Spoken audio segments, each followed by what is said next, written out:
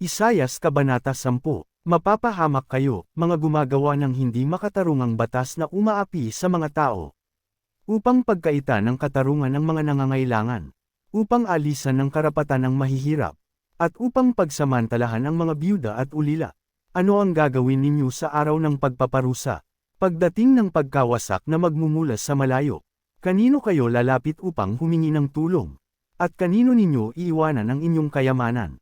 Upang hindi kayo mabilanggo, o mamatay sa labanan. Sa kabila ng lahat ng ito, hindi nawawala ang kanyang puot. Patuloy niyang paparusahan ang kanyang bayan. Ang layunin ng Diyos at ang hari ng Assyria. Ikaw Assyria ang gagamitin kong pamalo. Ang tungkod ng aking pagkapuot. Isusugo ko siya laban sa isang bayang walang Diyos. Isang bayang kinapopootan ko, upang ito'y wasakin at samsaman ng lahat ng yaman. At tapakang parang putik sa lansangan. Ngunit hindi ganito ang binabalak ng hari ng Assyria. Wala nga ito sa isipan niya.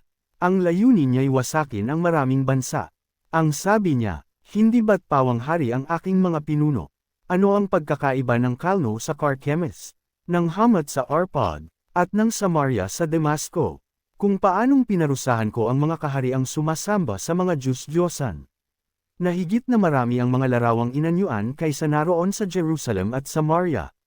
Hindi ko rin ba gagawin sa Jerusalem at sa mga Diyos-Diyosan nito?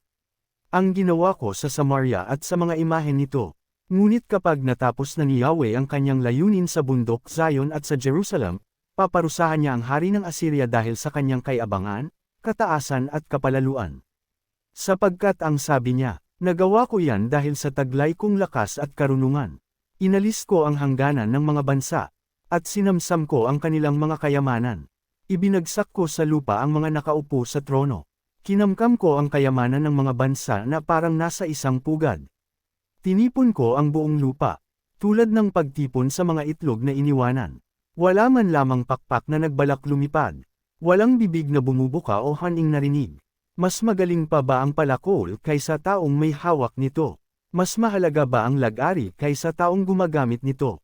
Ang tungkod pa ba ang babuhat sa may hawak nito? Kaya nga padadalhan ni Yahweh, ang makapangyarihang Panginoon. Nang mapaminsalang sakit ang magigiting niyang mandirigma, at sa ilalim ng kanilang mga kasuotan, mag-aapoy sa init ang kanilang katawan. Parang sigang maglalagablab ng walang katapusan. Ang ilaw ng Israel ay magiging apoy. Ang banal na Diyos ay magniningas. At susunugan niya sa loob ng isang araw. Maging ang mga tinak at dawag. Wawasakin niya ang kanyang mga gubat at bukirin. Kung paanong winasak ng sakit ang katawan at kaluluwa ng tao. Ilan lamang ang matitirang punong kahoy sa gubat.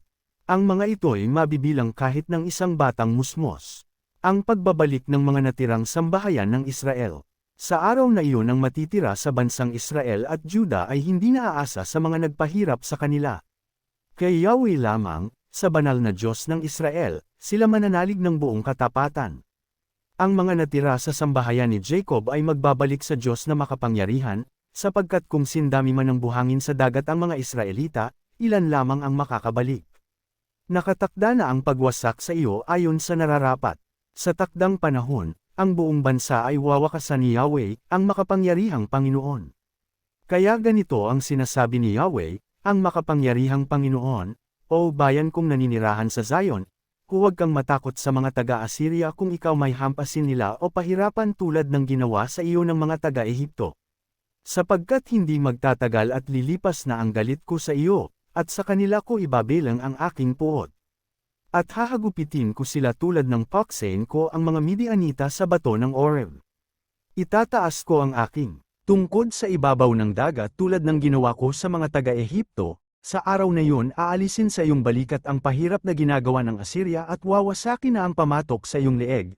Sumalakay siya buhat sa Ramon, at nakarating na sa Ayat, lumampas na siya sa Migron at iniwan sa Mikmas ang kanyang daladalahan, nakatawid na sila sa tawiran, at sa Geba magpapalipas ng gabi, nanginginig ang mga taga-Rama at tumakas na ang mga taga-Gibeah na kababayan ni Saul, sumigaw kayo ng malakas, mga taga-Galim, makinig kayo mga taga-Laisa, sumagot kayo, taga-Anatot, tumatakas na ang Madmena, nag-alisa na ang mga taga-Gebam para sa kanilang kaligtasan, sa araw na ito darating sa Nob ang kaaway, ibinigay na niya ang hudyat na salakayin ng bundok ng Zion, ang burol ng Jerusalem, masdan ninyo si Yahweh, ang makapangyarihang Panginoon, sa pamamagitan ng nakakapangilabot na lakas. Ibubuwal niya ang pinakamatataas na puno, ibinabagsak niya ang mga palalo, ibinubuwal niya ang mga punong kahoy sa kagubatan sa pamamagitan ng palakol, bagsak na ang Lebanon at ang matatiyog nitong punong kahoy.